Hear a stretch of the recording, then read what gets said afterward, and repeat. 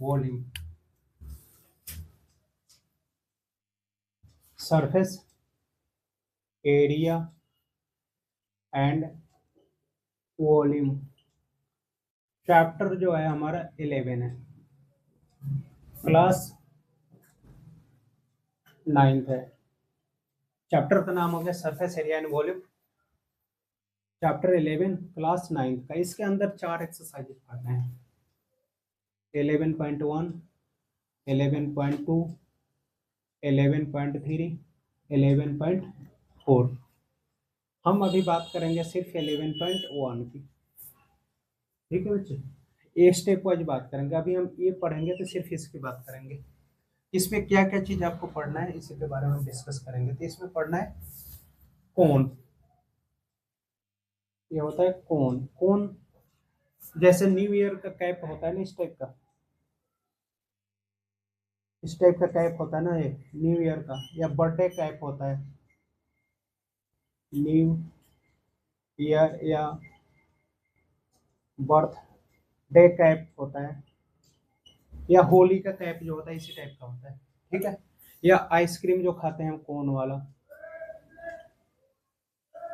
Ice cream cone बिल्कुल इस type का होता है, बस उसको उल्टा कर दो ऐसा, इसमें आइसक्रीम फिल होता है और लोग खाते हैं, ठीक है। तो हम इसी के बारे में पढ़ना है।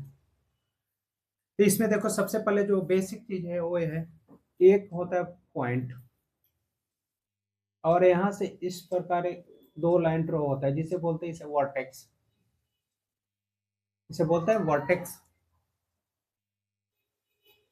यहाँ पे बिल्कुल इस टाइप का शेप होता है, ऐसा ही होता है। इस चीज को बोलते हैं slant height, slant slant height. ये वाली और ये वाली दोनों सेम है, और इसको स्मॉल एल से रिप्रेजेंट करते हैं। किस चीज से? स्मॉल एल से। ये हो गया दोनों का ज्वाइंट वर्टेक्स। यहाँ पे एक जो लाइन होता है इसे बोलते हैं हाइट, हाइट इसे एच से स्मॉल रिप्रेजेंट करते हैं, स्मॉल एच से। और ये जो होता है यहाँ से लेके यहाँ तक इसे बोलते हैं रेडियस, इसे स्मॉल आर से रिप्रेजेंट करते हैं। अगर इसी लाइन को यहाँ तक ड्रॉ कर दिया तो ये हो जाता है डायमीटर, ये पूरा लाइन हो जाएगा फिर डायमीटर, ये लाइन हो जाएगा हमारा डायमीटर, और इसी का हाफ हुआ था रेडियस हो गया। आया समझ में बच्चे? अब हमें पता करना है 2 चीजें, कर्व सरफेस एरिया, या तो कर्व सरफेस एरिया बोलो, या lateral LATER lateral surface area, दोनों सेम चीज होते हैं। और मैं लिख लो, या तो कर्व सरफेस एरिया बोलो या लेटरल सरफेस एरिया, दोनों की इक्वल टू क्या होता है वो हमें पता करना है। तो देखो कर्व जो होता है ना, इसकी जो एरिया होता है ना बच्चे, सिर्फ इसकी, ये कहलाता है कर्व सरफेस एरिया। समझ गए बच्चे? तो इसको निकालने का तरीका जो होता है बच्चे, आपने पहले से पढ़ा होगा, एक चीज पढ़ा होगा, एरिया ऑफ ट्रायंगल क्या होता है बच्चे? एरिया ऑफ ट्रायंगल होता है 1/2 बेस इंटू हाइट होता है। एरिया ऑफ ट्रायंगल क्या होता है? 1/2 बेस इंटू हाइट, यही होता है ना बच्चे? तो आप यहाँ पे लिख सकते हो, ये बिल्कुल देखो ट्रायंगल जैसा है। एक बार फिर से बना देता हूँ डायग्राम। देखो ये, और ये ट्रायंगल हो गया, ये इसका बेस हो गया, ठीक है। ये चीजें इक्वल है, और इसे स्लैंट हाइट एल बोलते हैं। और ये क्या हो गया? पूरा सर्कल हुआ, ब्रीथ जिसे हिंदी में कहते हैं। और इसका सरकमफ्रेंस क्या होता है बच्चे? 2πr हुआ।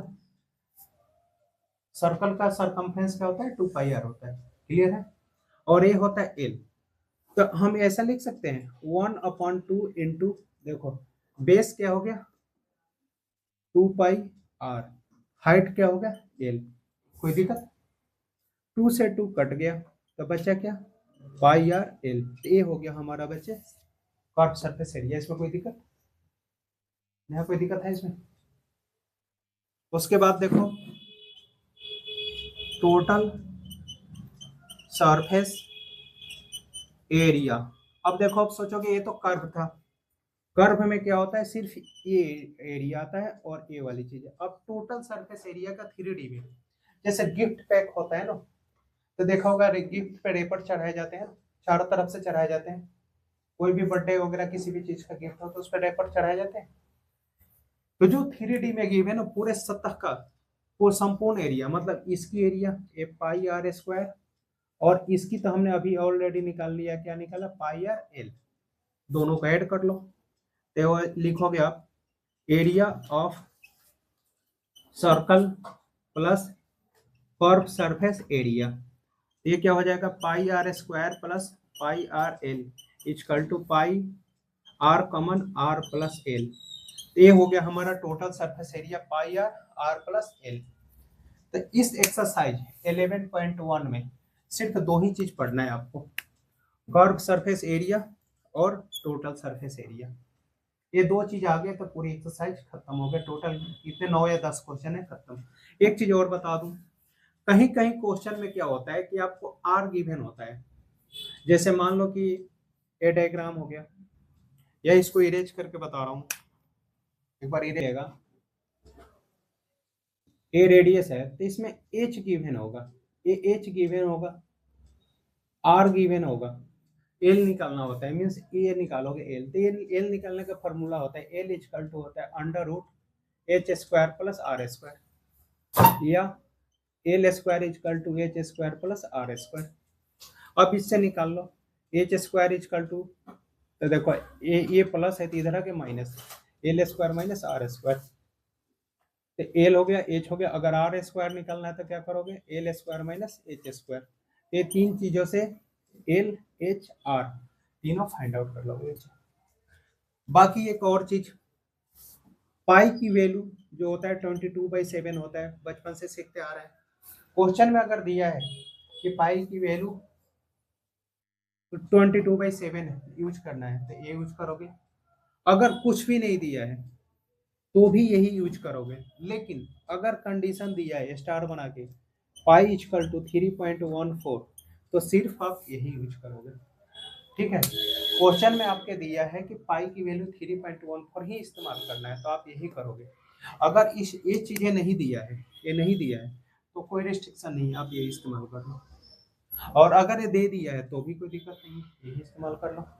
लेकिन रिस्ट्रिक्शन तब है कि अगर ये दिया है और आपने ये इस्तेमाल कर लिया तो क्वेश्चन गलत हो जाएंगे आपके, और आंसर भी थोड़ा सा आगे पीछे आएगा पॉइंट में। ठीक है बच्चे, तो ये था आपके सरफेस एरिया एंड वॉल्यूम का 11.1 का फर्स्ट का इंट्रोडक्शन। ठीक है बच्चे, बिल्कुल जीरो से।